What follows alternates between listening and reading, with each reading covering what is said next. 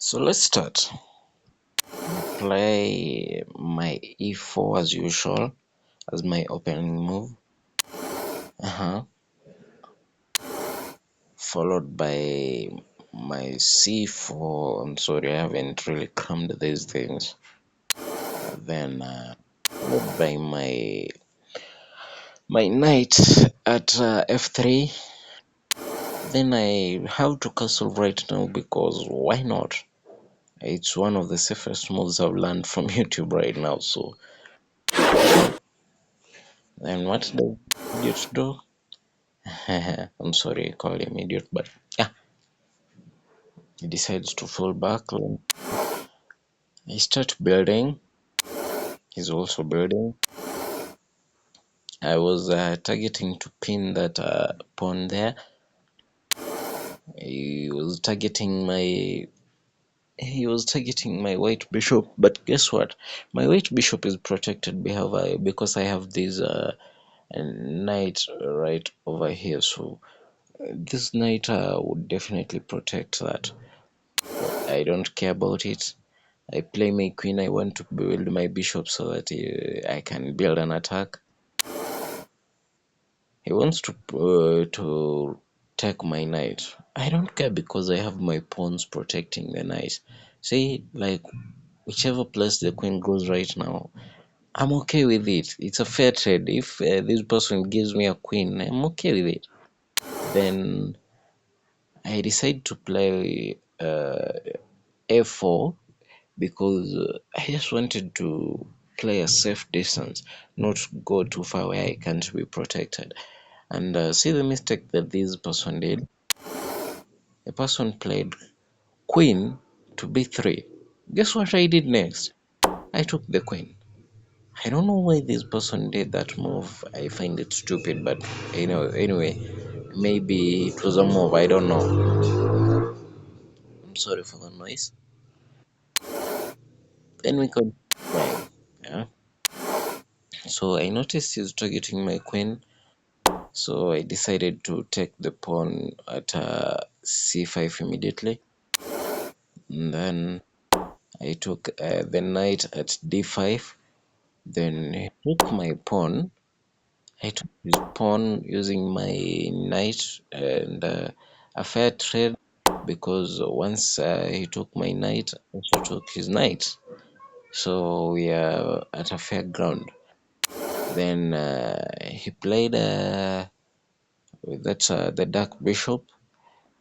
I took the dark bishop because why not? This person is making stupid moves. Then I decided to check the king a little bit, just give this person something. So he moved the king, and that's nice because I know now he can't castle at all. So I pinned that pawn. Mm, Now, I was building the bishop to target that rook because it was kind of messing me up because I know the rook can easily mess my castle over here. So I took that pawn. For some reason, this person decided to. Uh, uh, oh, yeah, I've understood what happened. Let me go back a little bit. So this person targeted my bishop, and I noticed a chance to attack. So I moved here, and that was a check. So he had to move out of the way. That's what I decided to build my attack again. So I moved the rook at d1 because I wanted it out of that corner. Uh, that's the mistake this person did. Uh, he cornered the king. He had so many moves that he could use. He could play all these other pawns that are not under attack, but he decided to move the king next to the rook. And here's the problem. I know right now you might not notice the problem, but look at how limited the king is. The king can only move to from their view is G2 but from my point of view, it's an a7. No, it's not a g2, it's a h2. From maybe it's an a7 for so the king can only move to a7 or move to c7. See, so that's advantage me. So guess what? My next move was to start building my attack using that rook. And then this person moved the pawn. I moved my rook such that the rook is facing the white bishop directly because I'm trying to take his pieces, and I couldn't. My next move wouldn't be to take the white bishop. Notice how the white bishop is pinned, like the white bishop can't escape because of these pawns. So next move this person plays, he's trying to target my what are they called? My pawns. And move wasn't to defend the pawns because I knew once he takes the pawns, my king is already safe because the king could easily take the rook and I would still be attacking. So I didn't really want to care about that. So I moved my queen to align with my rook so that I can attack the bishop and be safe at the same time.